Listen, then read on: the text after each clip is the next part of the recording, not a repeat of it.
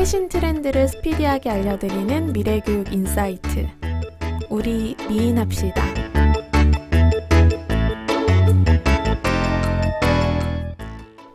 안녕하세요. 저는 교육공학계의 차기 셀럽 윤성혜입니다. 안녕하세요. 저는 교육공학계의 크리에이터 장지은입니다. 안녕하세요. 저는 교육공학계의 핵인싸 임현진입니다. 안녕하세요. 저는 세 번째 놀러, 이제 뭔가 다른 이름을 정해야 될 것 같은데요. 임지영입니다. 네, 저희가 지난번 에피에서 이제 시대적인 변화 그리고 요즘 아이들의 어떤 특징들 이런 것들을 좀 간단하게 이야기를 해봤는데요. 이제 좀 본격적으로 교육에 대한 미래 교육에 대한 이야기로 넘어가 보려고 합니다. 그래서 워낙에 또 뭐 요즘에 2015 개정 교육과정이 나오고 시행이 되게 되면서 또 많이 쓰고 있는 용어 중에 하나가 역량이라는 말이 있어요. 그래서 우리가 학습자들에게 어떤 역량을 갖도록 교육을 시켜줘야 될 것인가, 이 부분에 대한 논의들이 굉장히 많이 되고 있어서 학습자의 어떤 역량에 대해서 이야기를 해보려고 합니다. 네, 근데 대체 그 역량이라는 게 뭔지 요즘에 정말 많은 사람들이 역량, 뭐 자소서에도 역량 써야 되고 많이 하는데, 사실 그 역량이라는 게 되게 정확하게 정의를 해야 되는 부분이거든요. 혹시 그런 것 좀 같이 얘기해 볼 수 있을까요? 역량이라고 하면 저는 그냥 제일 먼저 떠오르는 게 KSA. 그냥 그렇게 떠오르거든요. K라고 하면 이제 지식을 이야기를 하고, S는 스킬, 기술 이야기하고, A는 태도. 그래서 역량이라고 하면 KSA를 아우르는 무언가? 이렇게 주로 이해를 하고 있었거든요. 이게 사실은 그 컴petency라는 거를, 그러니까 역량을 컴petency라고 얘기를 하는데, 이 역량을 정의할 때는 정말 아까 말씀하신 거 그대로 K 하나만도 역량은 아니고, S 하나만도 역량은 아니고, A 하나만도 역량은 아닌 거예요. 그러니까 K와 S와 A를 모두 다 아우른다라는 표현이 굉장히 정확한데, 근데 이제 역량이 그러면 대체 역량이 뭔데라고 얘기를 하면, 이제 네이버 지식백과에 여러분이 많이 찾아보시는 그 역량을 찾아보시면 HRD 용어 사전에 역량이 올라와 있어요. 여기에 뭐라고 되어 있냐면, 특정한 상황이나 직무에서 준거에 따른 뭐 효과적이고 우수한 수행의 원인이 되는 뭐 개인의 내재적인 특성이다. 여기 특성이라는 게 되게 중요한 것 같아요. 그러니까 개인이 안에 이미 갖고 있는 어떤 능력이라는 거죠. 이거는 뭔가 책을 읽어서 쌓는 지식도 아니고, 뭐 뭔가를 연습해서 얻는 스킬도 아니고, 내가 지식을 쌓을 수 있는 능력, 내가 그 스킬을 습득할 수 있는 능력, 뭐 그런 거를 내가 이미 내 안에 갖추고 있는 그런 거를 역량이라고 하기 때문에, 사실은 이 역량이라는 게 왜 필요하냐라고 생각하면, K와 S, 역량이 있으면 K와 S와 A를 다 습득할 수 있는 기본 능력을 갖추게 되는 것이기 때문에 이 역량 뭐 중심으로 나가야 된다. 뭐 이런 얘기가 나오는 것 같아요.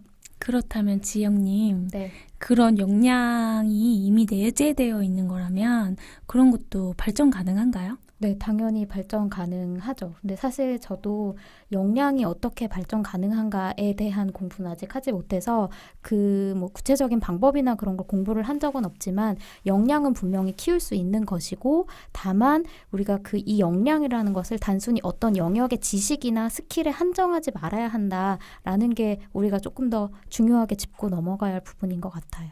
네. 저희가 그 전 에피소드에서 이제 4차 산업혁명에 대해서 이야기를 많이 했잖아요.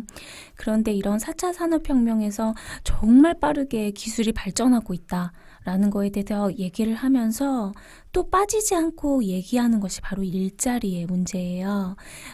저번 에피소드에서도 성혜님이 잠깐 이야기를 했었는데, 새로 생겨나는, 우리가 이미 알지 못하지만 지금 이미 모든 것들을 다 예측할 수 없지만, 그렇지만 앞으로 생겨나게 될 수많은 새로운 직업들, 그리고 직업군들, 그것뿐만이 아니라 없어질 일자리, 이거에 대해서 많은 사람들이 두려워하죠.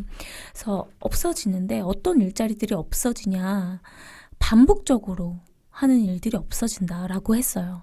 그런데 여기에 더 나가서 이제는 로봇과 기계가 생각까지 한단 말이에요. 그러다 보니까 사람들이 이 조급함이 그 불안함이 더 커지는 거죠. 이제 로봇이 생각까지 할 수 있게 됐어. 이제 알파고가 이세돌이 이겼어. 그러니까 이런 것들 때문에 너무 불안감, 조급함, 공포심 이런 것들이 생기는 거예요. 근데 우리가 조금 주의해야 하는 것은 이러한 사람들의 심리를 조장해서 이런 것들을 극대화시켜서 뭔가 이렇게 사업을 하려는 그런 사람들이 많이 또 생겨나고 있어요. 근데 저는 이것은 올바르지 않다고 생각해요. 조금 더 4차 산업혁명 우리에게 다가올 미래에 대해서 긍정적인 정서를 가지는 거 매우 중요하고 우리 아이들에게도 그런 긍정적인 정서를 심어줄 수 있어야 하는 거죠. 그리고 우리가 또 이 역량에 대해서 방금 또 얘기를 해주셨는데 그렇다면 이런 4차 산업혁명 시대에서 아이들이 어떠한 긍정적인 정서를 가지고 어떠한 역량들을 키워나가면 되는지에 대한 여러 가지 또 논의들이 있죠. 그래서 그 논의들에 대해서 우리가 지금 얘기를 해보면 좋을 것 같아요. 그러니까 사실은 역량에 대한 이야기를 학교 현장에서 학교 교육에서 이야기를 하게 된 거는 앞에 저희가 이전 에피소드에서 얘기했던 거랑 굉장히 일맥상통하는 부분이 있어요. 왜냐하면 우리가 지식의 수명이 점점 짧아지고 있고 새로 생기는 지식들이 어마어마하게 많아지고 있고 그랬는데 우리가 전통적으로 학교 교육이라고 하는 것에서 사실은 지식 위주로 가르쳐온 역사가 깊다는 거죠. 그래서 굉장히 좀 많이 쓰이는 어떤 뭐 레토릭이라고 할까 뭐 많이 하는 얘기가 뭐냐면 19세기 교실에서 20세기 교사가 21세기 아이들을 가르친다 이런 얘기를 굉장히 많이 하고 있고 그렇기 때문에 역량이라는 얘기가 그래서 나온 것 같아요. 우리가 더 이상 어떤 지식이나 정보를 전달하는 교육을 해서는 안 되겠다. 이 아이들이 뭔가 이런 것들을 기반으로 해서 뭔가를 할 수 있는 역량이라는 개념을 우리가 키워줄 수 있는 교육을 해야 되겠다라고 하는 얘기들이 그래서 나온 것 같고요. 그래서 상당히 좀 예전부터 다양한 역량 모델들이 좀 많이 나오고 있어요. 어떤 학습자들이 어떤 역량을 가져야 바람직한가 이런 논의들이 있어 왔거든요. 대표적인 역량 모형들이 뭐가 있을까요? 사실 모형이라는 단어도 조금 생소하실 것 같아서 저희가 이제 학습자의 특성을 잘 설명해 놓은 어떤 체계, 뭐 분류라고 좀 설명을 드리는 것도 좋을 것 같아요. 모형이라는 말이 더 쉬운 것 같은데 아닌가? 모르겠습니다. 그러네. 근데 약간 일상생활에서 모형이라는 말을 잘 안 쓰지 않아요? 그런가요? 네. 모델? 근데 뭐 여기서 일단 중요한 거는 뭐 그 모형의 의미라기보다는 제가 이제 얘기를 하고 싶었던 거는 학습자 역량, 어떤 역량을 정의하고 그 역량을 학습의 어떤 목표로 삼을 것인가에 대한 논의들이 있어 왔다는 거고 이제 뭐 교육에 그래도 좀 관심이 있으신 분들은 뭐 4C 이런 얘기는 한 번쯤 들어보셨을 수도 있을 것 같아요.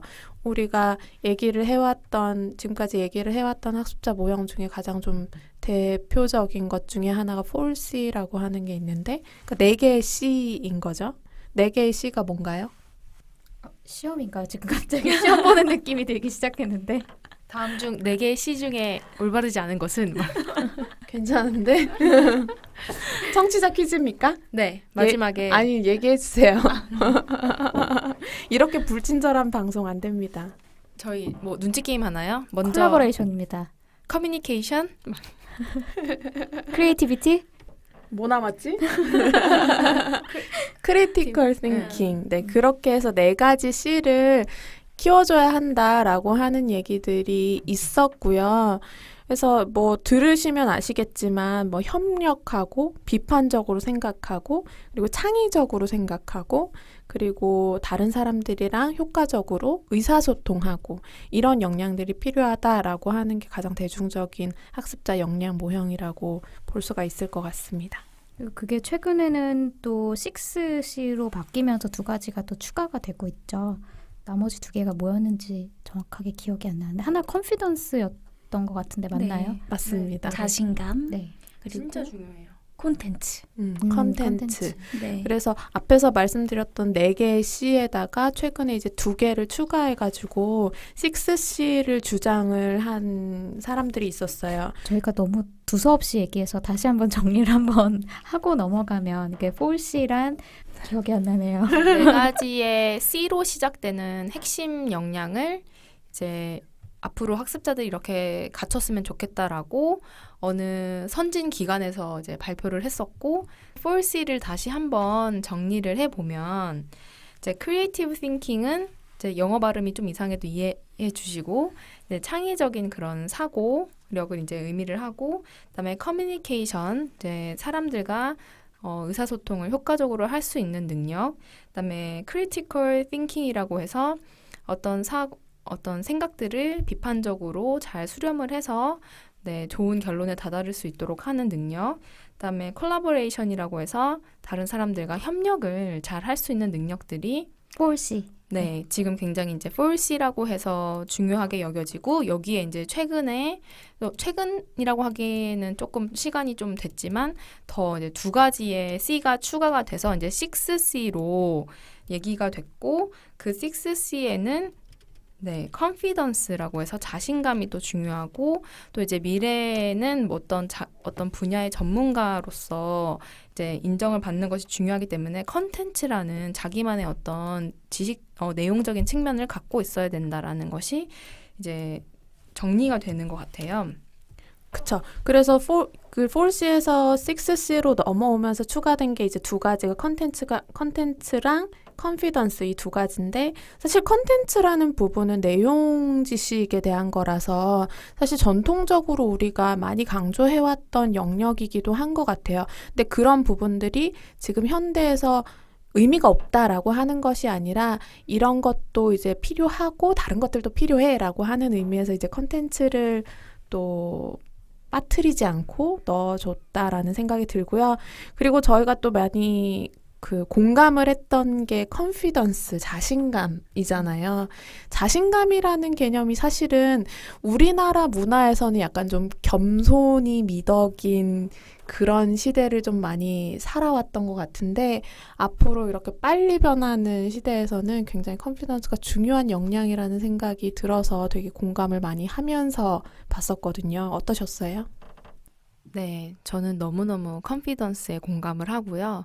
이제 이거는 나중에 또 추후에 얘기를 하겠지만 뭐 뇌과학적인 측면에 있어서도 이 부분이 굉장히 크게 작용을 할 거라서 중요하다고 생각을 하고 그리고 이제 그 6C에서 저희가 그 기존의 4C에는 그냥 크리에이티브 띵킹이라고 얘기를 했다면 6C에서는 그거를 크리에이티브 이노베이션이라고 표현을 조금 다르게 하는데 이제는 그냥 창의적인 생각이 아니라 어떤 그 창의적인 혁신적인 그런 사고를 더 강조를 하는 것이 최근 미래 교육에서 이제 강조가 되는 부분이 아닐까 싶습니다. 컨피던스에 대해서 한 가지 덧붙이자면, 그러니까 컨피던스라는 게 그냥 뭐 어려운 것을 할 수 있다라는 생각 때문에 중요하다라기보다는, 그러니까 뭐 그것도 물론 중요한 거긴 하지만, 아까 뭐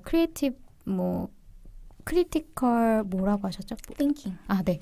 그러니까 그런 것들, 그리고 또 이노베이션 이런 것들을 얘기를 하셨는데, 당연히 혁신을 이루기 위해서는 실패가 있을 수밖에 없는데, 그 실패가 일어난 상황에서 멈추지 않고 다시 도전하게 하는 힘이 바로 자신감이기 때문에 이제 또 앞으로의 학습자들에게 중요한 것이 자신감이다. 그래서 굉장히 이 학습자들이 중단하지 않고 멈추지 않고 계속해서 앞으로 나아가게 하는 힘이 결국은 자신감에서 나온다라는 걸 짚고 넘어갈 수 있을 것 같습니다. 맞아요. 그래서 그 자신감 부분을 보면 그 최고의 교육에서 이 6C가 나오잖아요. 근데 최고의 교육이라는 그 책에서 이 자신감 파트를 읽어보면 의지와 끈기로 구성된다고 나와 있거든요. 그런데 이 지점이 어디랑 또 연결이 되냐면 우리가 그 전에 에피소드에서 얘기했었던 것처럼 요즘 시대의 학습자들은 실제로 자신이 세상과 부딪히면서 이 세상을 알아가고 세상의 기술을 알아가고 학습 방법을 알아간단 말이에요. 그렇다 보니까 그 과정에서 아이들이 도전하고 실험하고 생각하고 질문하면서 반드시 그 과정에서 실패가 생긴다는 거죠. 그런데 그렇게 실패했을 때 그것을 가지고 나 다시 할 수 있어 라는 자신감을 갖는 것 매우 중요하다고 많이 언급이 되어 있어요. 그래서 저희도 사실은 저희도 이 컨피던스를 많이 가져야 되겠다라고 다짐들을 많이 했었는데, 지금 어떻게 이렇게 얘기하면 좀 그럴지도 모르겠지만, 대부분 이렇게 모범생처럼 인생을 살아왔던 사람들은 실패에 대한 두려움을 버리기가 상당히 좀 어려운 경우가 많은 것 같아요. 그래서 대학생들 같은 경우에도 성실하게 지금까지 공부해서 이제 좋은 대학에 입시에 성공적으로 이제 점수를 받고 좋은 대학에 온 학생들 같은 경우에는 더 실패를 두려워하는 성향들이 좀 많은 것 같기도 하고, 그냥 제가 느끼기에. 그래서 조금 그래도 이렇게 좀 역동적으로 바뀌고 있는 이 시대에서 좀 살아남기 위해서는 이 자신감이라는 거, 실패해도 괜찮다라는 생각, 나는 실패해도 다시 일어날 수 있다라는 생각, 이런 것들이 굉장히 좀 중요하다는 느낌이 들고, 우리나라 학생들에게 더 많이 필요한 역량이 아닐까라는 생각을 하고 있습니다. 추가를 하자면 지금은 창업이나 일반 성인을 대상으로도 이런 문화들을 되게 강조를 하고 있어요. 그래가지고 우리나라가 그러니까는 창업 국가로서 성공을 하려고 하는 게 사실 대한민국 국민들이 얼마나 뛰어나고 많은 아이디어를 갖고 있는데도 창업에 뭔가 두드러진 성과를 보이지 못하는 게 다들 실패할까봐 그걸 아예 창업을 도전을 안 한다는 거예요.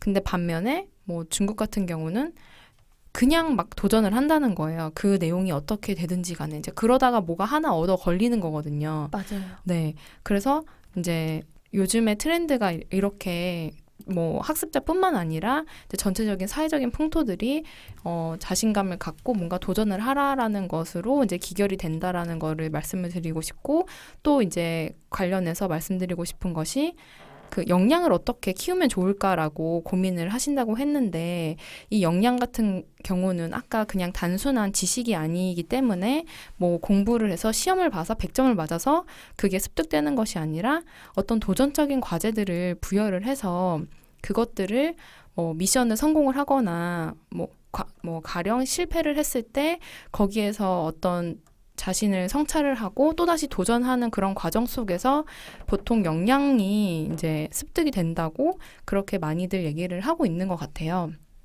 그렇죠. 그래서 사실은 역량이라는 얘기를 4C, 6C 이렇게 얘기를 하고 있는데, 우리나라 공교육 현장에서는 사실 그 국가 교육 과정을 굉장히 많이 따라가게 되잖아요. 그래서 2015 개정 교육 과정이 지금 학교 급별로 실시가 되고 있는데, 2015 교육 과정 같은 경우에 굉장히 좀 큰 변화라고 할 수 있는 게 역량을 명시를 하고 그 역량을 중심으로 하는 교육 과정을 제안을 했다는 게 굉장히 큰 변화 중에 하나거든요. 그래서 2015 교육 과정에서 얘기하는 역량을 살펴보면 뭐가 있냐면, 자기관리 역량, 지식정보 처리 역량, 창의적 사고 역량, 심미적 감성 역량, 의사소통 역량, 공동체 역량, 이렇게 6가지로 구성이 되어 있어요. 그래서 앞에서 얘기했던 4C나 6C랑 겹치는 부분들도 많고 한데, 결국에는 우리나라 교육 과정 같은 경우에도 이런 뭔가 지식을 많이 아는 사람이라기보다는 내가 이걸 가지고 뭔가를 할 수 있는 사람을 길러내야 되겠다라고 하는 방향으로 많이 가고 있다고 볼 수가 있을 것 같습니다. 그래서 저번에 이제 나왔었던 그 데니얼 핑크의 새로운 미래가 온다에 나왔었던 그 얘기가 방금 또 성혜님이 하신 얘기랑 되게 직결이 되는 것 같아요. 그래서 창조하고 공감할 수 있는 사람, 패턴을 인식하고 의미를 만들어내는 사람, 이런 사람들이 이제 그러한 역량들을 갖춘 사람들이라고 볼 수 있겠죠. 그리고 이 역량에서 지금 자신감이라던가 다른 것들에 대해서도 많이 얘기가 나왔지만, 이제 저의 주요 지금 연구 분야가 협력인데, 이 협력이라는 게 사실은 다른 굉장히 많은 것들의 기반이, 그러니까 여기에 나오는 6가지 역량들 중에서도 또 특히 또 기반이 되는 역량이라고 이제 저는 보고 있는데, 그런 부분에 대해서도 사실 뭐 교육과정에서 어떤 교육과정에서든 다 협력이라고 다루고 있죠. 근데 특히 우리나라가 협력이라는 것이 굉장히 뭐 공동체 문화이기 때문에 잘할 것 같지만 또 오히려 또 공동체 문화이기 때문에 다른 사람을 비판하거나 뭐 비난하는 것에 대해서 굉장히 많이 꺼려하는 문화 때문에 잘 못하기도 하고 아니면 경쟁이라는 게 또 의외로 굉장히 치열해져 있는 그런 나라이기 때문에 협력이 어렵기도 하고 그래서 우리나라도 이 육시 가운데서 논의되고 있는 것은 많지만 아직 나아가야 할 부분이 아직 많이 남아있는 또 그런 상태이기 때문에 이 협력이라는 것도 꼭 한번 짚고 넘어가야 되는 그런 부분이라고 생각이 됩니다. 저 사실 진짜 그 경쟁의 문제가 굉장히 큰 것 같아요. 사실은 이 경쟁에서 남보다 잘해야 된다라고 하는 생각들이 굉장히 좀 만연해 있고, 그게 또 우리나라의 지금까지의 어떤 성장 동력이기도 했겠지만, 부작용도 사실 되게 많이 나타나고 있는 것 같거든요. 제가 이 얘기가 나오면 꼭 해야지라고 생각하면서 인스타에서 이제 캡처를 해둔 게 있어요. 그룹 과제를 통해 내가 배워야 했던 것이라는 제목이 있어서 원그래프가 나와 있더라고요. 여기서 이제 거의 한 4분의 3 이상을 차지하고 있는 게 팀워크, 협동심, 책임감, 커뮤니케이션 이런 거죠. 근데 사실 그룹 과제가 정말 나에게 가르쳐 준 것이라고 하고 보면은 거의 90%가 세상에 믿을 놈 없다. 더라고요. 그래서 이게 제 팟캐스트가 나중에 그림 같은 걸 뭔가 올릴 수 있는 그런 기회가 된다면 공유하면 굉장히 재밌을 것 같은데 굉장히 참 협력이라는 부분에 있어서도 우리나라가 참 말해야 될 부분들이 많다. 뭐 이런 생각이 하고 네. 있습니다. 맞아요. 그러니까 사실 저도 생각을 해보면 학생들이 팀플 굉장히 싫어하는 거 알거든요. 근데 또 피할 수, 너무 교수자 입장인지는 모르겠지만, 그래도 해야 될 건 해야 된다라는 생각이 있어서 저도 이제 많은 수업에서 팀플을 하게 되는데, 사실 그런 것 같아요. 안타까운 면도 있는 것 같은 게, 사실 그냥 사회에서 너무 이렇게 줄 세우기를 하고 있는 사회 분위기잖아요. 그리고 이 학생들이 대학에 올 때도 열심히 내가 다른 친구들보다 앞서가서 등수를 올려서 대학에 온 경험이 있는 학생들이고, 그렇다 보니까 이 줄 세우는 거에 대한 관점을 바꾸기가, 경쟁 사회에 경쟁을 해야 된다라는 거에 대한 관점을 바꾸기가 굉장히 어려운 것 같고요. 그래서 사실 이제 몇몇 학교들에서는 조금 시도하고 있는 게 절대평가로 가자라고 하는 것들을 이제 대학에서도 여러 대학들에서 시도를 하고 있고, 사실 뭐 고등학교 그 입시에서도 절대평가 얘기가 나오고 있잖아요. 그러니까 내가 다른 아이보다 잘해서 등수를 하나 더 높게 받아야 돼라고 하는 게 아니라 나도 이만큼 도달하면 성적을 잘 받을 수 있고 친구도 이만큼 도달하면 같이 잘 받을 수 있다라고 하는 것들에 대한 생각들을 가질 수 있게 하기 위해서 그런 시도들을 또 하게 되는 것 같고, 사실 근데 이 경쟁에 대한 그 압박을 버리기는 쉽지는 않을 것 같다라는 생각도 들기는 합니다. 그런데 저 진짜 너무 공감하는데요. 그런 경쟁에 너무 이렇게 시달리는 학생들을 보면 정말 마음이 아파요. 얼마 전에 제가 배철수의 음악 캠프를 들었는데, 제가 배철수님 너무 좋아하거든요. 네. 저도요. 뜬금없는 고백인가요? 저도 너무 좋아요. 배철수님이 이런 말을 했어요. 저 정말 명언이라고 생각하는데, 그러니까 남과 경쟁하지 말아라. 나와 경쟁해라. 이런 말이 정말 많잖아요. 그랬더니 배철수님이 나랑도 경쟁하지 마라. 나랑 잘 지내야지 왜 나랑 경쟁하냐. 진짜. 너가 너 스스로랑 아주 잘 지내봐라. 너가 너랑도 잘 못 지내는데 어떻게 남이랑 잘 지내니? 협력을 진짜. 남이랑도 하고 나랑도 해야 되네요. 그럼요. 네. 협력은 네 그렇습니다. 진짜 띵언입니다. 네. 그래서 그러니까 내가 나를 잘 들여다보고 그리고 나랑 되게 잘 지내고 그리고 내 주위에 내 동료들과 경쟁하기보다는 정말 같은 동료로서 같이 협력하고 같이 뭔가를 만들어 나가고 이런 과정에서 훨씬 더 창의적인 일들을 많이 할 수 있다고 실제로 학자들도 그렇게 많이 지적을 하거든요. 그리고 인생을 그냥 살아보기만 해도 사실 나와서 일을 하는 사람들을 보면 혼자 뭔가를 해낼 수 있는 사람은 많지 않아요. 뭔가 이렇게 성공적으로 프로젝트를 끝낸다거나 혹은 뭐 산출물을 만들어낸다던가 이런 작업을 할 때 혼자 내가 A부터 Z까지 하겠다, 또 Z라는 말을 제가 하게 되는데 A부터 Z까지 하겠다, 이거는 상당히 어려워요. 그래서 당연히 필연적으로 다른 사람들이랑 힘을 모아야 되는 부분이 있는데 사실은 그 부분을 연습을 해야 함에도 불구하고 그 아까 그 원 다이어그램은 좀 충격적이기는 하네요. 현실은 그렇단 말이죠. 네. 현실은 사실 제가 아까 자꾸 뭐 우리나라가 문제가 있다라고 해서 마음에 잘 걸려서 좀 정정을 하고 넘어가고 싶은데요. 사실 우리나라만 문제인 건 아니고요. 이제 미국 대학생들도 교수님한테 가서 상담한대요. 뭐 이번에 정말 팀플 너무 힘들다, 뭐 쟤 때문에 힘들다, 얘 때문에 힘들다 많이들 하는데, 그러니까 협력이라는 게 인간 전체의 문제인 것 같기도 하지만 이제 우리나라에서 해결해야 되는 문제는 특히 경쟁이라는 부분을 해결을 안 하고 넘어갈 수는 없다라는 식으로 좀 정정을 좀 하고 넘어가고 싶습니다. 좋습니다. 아니 사실 요즘에 제가 좀 많이 그 기사들 보고 마음이 아프고 한 부분이 뭐냐면 너무 우리나라 사람들이 공정성을 요구를 하더라고요. 실제로 좀 불미스러운 일이 발생을 종종 하기도 하고 공정성이 중요한 가치인 거는 맞지만 공정성만 주장을 하는 것 같아요. 그래서 공정하지 못한 평가는 하면 안 돼. 라고 하는 의식도 굉장히 강한 것 같고, 그래서 사실은 이런 뭐 협력이라든지 창의적인 거라든지 이런 것들은 우리가 전통적으로 해왔던 뭐 사지선다식 평가라든지 단답형의 어떤 용어를 말하는 단답형의 어떤 문제라든지 이런 형태로는 평가하지 못하는 영역들이 많이 있을 수가 있잖아요. 근데 그런 평가를 하게 됐을 경우에 대학생들도 똑같이 얘기를 해요. 이게 정말로 공정한 평가냐고, 내가 이 점수를 맞는 게 정말로 타당하냐, 이런 것들에 대한 의문 제기를 많이 하고, 그리고 사회적으로도 최근에 그 정시 비율을 늘려야 된다, 수능의 비율을 늘려야 된다라고 주장을 하시는 분들이 굉장히 많은 것 같은데, 그래서 뭔가 공정성이라는 가치만을 너무 강조하는 게 아닌가, 이런 부분들도 저는 솔직히 좀 마음이 아프고 걱정스럽기도 하고 그런 생각이 들었습니다.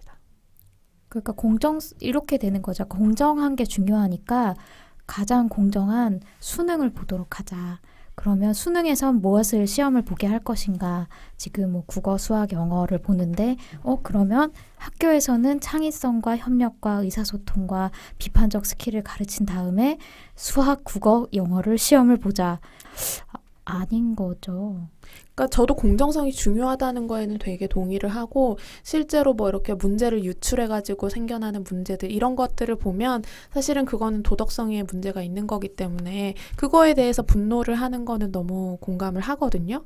근데 그렇지만 우리가 그랬을 때 다른 앞으로 나아가기 위한 방법을 더 치열하게 고민을 하는 것이 아니라 더 공정한 거는 과거의 것이야 라고 돌아가는 거는 저도 그 방향성에 대해서는 조금 하나 더 정정하자면 그렇다고 해서 국어, 수학, 영어가 안 중요한 건 아니고요. 수능이 잘못됐다라는 것도 아니고요. 근데 수능으로만 답을 찾자라는 거는 좀 잘못된 게 아닌가. 맞습니다. 그런 정정을 한번 하고 넘어가야 할 것 같네요. 맞습니다. 그러니까 이 평가라고 하는 게 결국 학습 목표랑 평가가 일치돼야 되잖아요.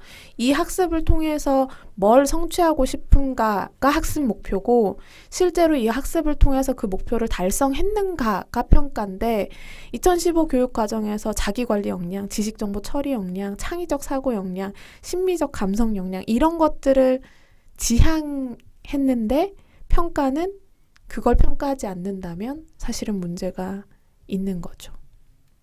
그래서 요즘에 또 평가도 우리가 계속 창의성 중요하다, 상상력 중요하다, 우리 앞으로 창의성과 상상력을 키워야 한다, 이렇게 정말 많이 이야기하잖아요. 우리 그 제3의 물결 엘빈 토플러 그 얘기 너무 우리 한국 사회에서 정말 유명하잖아요. 엘빈 토플러가 그렇게 말했죠. 한국 학생들은 하루에 10시간 이상 미래에 필요하지 않을 지식을, 존재하지도 않을 직업을 위해서 허비하고 있다. 그래서 한국이 세계를 이끌기 위해서는 상상력과 창의력을 키워야 한다. 그래서 우리가 상상력과 창의력을 그러면 어떻게 교육할 수 있을까에 대해서 고민을 하는데, 아까 지영님이 말씀하신 것처럼 평가는 계속 공정해야 하니까 과거로 돌아가잖아요. 그래서 요즘에 뭐 포트폴리오 평가법이라든지 저널 평가법이라든지 뭐 그다음에 창의성에 대해서 얼마나 참신한가를 평가할 수 있는 루브릭이라든지 또 이런 것들이 새로운 평가법으로 또 대두가 되고 있어요. 그래서 저는 참 되게 또 재밌는 게 우리가 어떻게 하면 창의력을 키울 수 있을까? 어떻게 하면 아이들의 상상력을 키우는 교육을 할 수 있을까? 너무 고민했는데 애들이 스스로 1인 크리에이터가 되어서 유튜브를 찍고 스스로 그 안에서 엄청난 상상력과 창의성을 발휘하고 있어요. 물론 그것이 다 좋은 긍정적인 면만 있는 것은 아니겠죠. 분명히 그것에서 규제해야 하거나 그리고 적절하게 우리가 가르쳐야 하거나 지도해야 될 어떤 역할들도 분명히 있겠고 거기서 일어나는 뭐 여러 가지 단점들도 있겠지만 어쨌든 진짜 학습자 스스로 지금 창의력과 상상력을 발휘하는 여러 가지 행위들을 만들어가고 있다는 지점도 되게 재미있는 지점인 것 같아요. 그렇죠. 이제 마냥 뭐 비관적으로 볼 필요는 없고 그들에게 이미 있는 창의성이나 어떤 그런 씨앗들을 좀 교육을 통해서 좀 발휘를 많이 할 수 있는 기회들을 주고 그리고 그런 것들이 또 평가와도 좀 연결이 되면 좋겠다라는 생각이 듭니다. 저희 이런 얘기를 하다 보니 나중에 핀란드 교육에 대해서 얘기해보면 참 재밌을 것 같아요. 그러니까 핀란드 교육이 여기 잠깐 짧게 소개를 해드리자면 이제 핀란드에서 어느 날 자기네 나라 학생들이 유럽에서 하고 있는 뭐 이런 뭐 성취도 평가 같은 게 있다고 하더라고요. 거기서 굉장히 점수가 낮은 거에 충격을 받고 모든 이 교육 관계자들이 다 뭔가 혁신을 해보자라고 하면서 시험을 다 없애고 막 이런 시도를 했다고 해요. 그러다가 몇 년 후에 지나 보니 뭐 주변에 우려가 당연히 많았겠죠. 그러다 보니 이제 결국엔 성적이 굉장히 올라가 있더라. 막 이런 건데 이런 부분도 우리가 지금 이야기하고 있는 같은 맥락에서 나중에 한번 다뤄보면 재밌을 주제일 것 같네요. 좋습니다. 다음에 그럼 북유럽 교육을 테마로 한번 네. 이야기를 해보도록 하죠. 또 제가 또 다녀오지 않았겠습니까? 깨알 또 자랑인가요? 제가 또 핀란드랑 또 스웨덴 학교 갔다 왔잖아요. 또 뭐 제가 보고 오셨나요? 정말 천국을 보았습니다. 네. 천국인가요? 근데 진짜 이제 뭐 말로만 들었던 뭐 진짜 시험이 없냐, 뭐 정말 숙제가 없냐 이런 거를 물어보는데 이제 그 핀란드 학교에서 정말 숙제가 없느냐라고 물어보니까 이제 거의 그게 뭐냐 개념이 이제 없는 거예요. 숙제가 뭐죠? 이런 느낌인가요? 숙제가 뭐죠? 그걸 왜 해야 되죠? 막 이런 얘기가 나오고 뭐 정말 과외를 안 하냐, 사교육을 안 하냐, 그걸 왜 해야 되죠? 이런 반응인 거죠. 그러니까 너무 신기했던 거예요. 그리고 뭐 가령 뭐 시험이 아주 없진 않아요. 있는데 시험의 형식이 한국하고는 전혀 다른 거죠. 뭐 구술 테스트를 어떤 문제를 뭐 수학 문제를 푼다고 하면 그거를 굳이 그 종이에 펜으로 푸는 것이 아니라 말로 설명을 하거나 뭐 어떤 그 자기만의 독창적인 방법으로 표현을 하고 그것을 이제 선생님이 봤을 때 얘가 충분히 개념을 이해했다고 생각이 되면은 오케이. 그리고 뭐 시험의 시간도 제약이 없고 뭐 이런 식의 굉장히 이제 자유로운 이제 방향이었던 거죠. 근데 이제 그 얘기를 이제 하게 되면 이제 또 할 얘기들이 되게 많아가지고 그거는 그러면 네, 다음에 이제 저희가 또 얘기를 해야 될 것 같고 아무튼 굉장히 국가적으로 교육에 대한 그 신뢰도가 굉장히 높고 교사들의 열정과 헌신이 굉장히 높고 굉장히 혁신적인 시스템을 갖추고 있다는 것이 이제 그렇게 되게 된 원인인 것 같아요. 정말 할 얘기가 많네요. 다음번에 기회를 만들어보는 네, 걸로 하겠습니다. 제가 좋은 마무리를 찾았습니다. 여기서 이렇게 딱 이어받자면 우리가 그동안 계속 얘기했던 이 육시를 주장한 이 최고의 교육의 두 명의 저자들이 사실은 놀이교육 전문가들이에요. 이름을 맞습니다. 말씀드릴게요. 로베르타 골린코프, 캐시 허시 파스. 네. 죄송합니다. 발음 발음은 좀 이렇게 된장 약간 냄새 나게. 욕하시는 줄 알았어요. 네, 이 저자들입니다. 네, 이 저자들이 사실 놀이 학습의 되게 대가들이잖아요. 실제로 책 내용 전반에서 보면 놀면서 배워야 된다. 놀면서 즐기면서 학습을 이루어질 수 있도록 해야 된다라는 걸 주장하고 있죠. 맞습니다. 제가 이거랑 또 연결을 지으면은 일의 미래라는 또 책이 있어요. 오늘 굉장히 책 소개를 많이 하는 것 같은데 밥 먹으러 안 가요? 네. 요거만 이제 같이 연결돼서 한 말씀 드리면 그 일의 미래라는 책에서는 이제 뭐 부제가 10년 후 나는 어디서 누구와 어떤 일을 하고 있을까라는 내용인데 굉장히 뭐 그동안 많이 이제 들으셨던 얘기랑 겹칠 거예요. 근데 이제 마지막에 하는 것이 유연한 전문가가 되라는 것이 이 책에서 주장하는 한 꼭지고 거기에서 전문성을 갖추기 위한 방법으로 제시하는 게 놀이처럼 일을 하는데 접근을 하라는 그런 솔루션을 주거든요. 그러니까 놀이처럼 모든 일을 접근을 하면 거기서 굉장히 창의적인 아이디어들을 얻을 수 있다는 그런 결론에 다다르면서 오늘의 이제 얘기와 굉장히 이렇게 잘 기결이 되는 것 같습니다. 좋습니다. 지금 우리처럼 하면 되네요. 네. 그죠? 그러네요. 우리가 행복한 방송을 지금 하고 있죠. 네, 우리처럼. 저희도 지금 이렇게 하면서 사실 저희가 더 공부를 많이 하게 되는 것 맞아요. 같아요. 사실 뭐 지식을 서로 나누고 공유하자고 얘기는 했지만 이걸 위해서 저희도 굉장히 많이 준비하고 공부하고 또 이렇게 되는 것 같아요. 좋습니다. 저 지금 사실 여기서 뭐 놀인데 실패하면 어때 뭐 이런 얘기 하려고 하고 있었는데 네, 뭐 저희도 뭐 점점 발전해 나가는 방송이니까 맞아요. 실패할 때도 있고 맞아요. 네. 그렇죠. 저희는 행복하려고 하는 겁니다. 네. 결국 교육의 목적도 행복하려고 하는 거 그럼요, 아닙니까? 그럼요. 행복하게 살기 위해서. 지금 지영님께서 자연스럽게 우리의 일원임을 발표하셨습니다. 그러네요. 어머. 다음 주에 이름 하나 정해서 오세요. 그러면 놀라운 그건 이제 떼는 겁니까? 괜찮다. 오늘 그러면 그걸 기념해서 끝나고 맛있는 거 먹으러 가나요? 저 빈대떡이요. 오늘 비가 오고 지금 사실 시간이 저녁 9시고 저희가 퇴근하고 와서 뭐 제대로 물만 먹고 지금 방송하느라고 사실은 배에서 꼬르륵 소리 날까봐 말도 제대로 못했거든요. 이 자세를 보셨어야 네. 하는데 혹시 음성에서 꼬르륵 소리가 나도 양해해 주시기 네, 바랍니다. 다음부터는 조금 주전부리를 하고 올 테니까 아니면 저희가 이걸 먹으면서 방송은 할 수는 없잖아요. 근데 그렇죠. 뭐, 그건 힘듭니다. 네, 또 여기 청취자분들이 규정상. 또 뭐 허락을 해주시면 나중에 뭐 야외에서 뭐 야외까지 아니, 진출하나요? 우리가 행복한 방송이긴 한데. 네, 뭐 이거는 농담이었고요. 네, 다음부터는 이제 잘 에너지를 갖춰서 또 오도록 네. 하겠습니다. 좋습니다. 그러면 마무리를 해볼까요? 교육계의 최신 트렌드를 스피디하게 알려드리는 미래교육 인사이트. 우리 다음에도 미인할까요?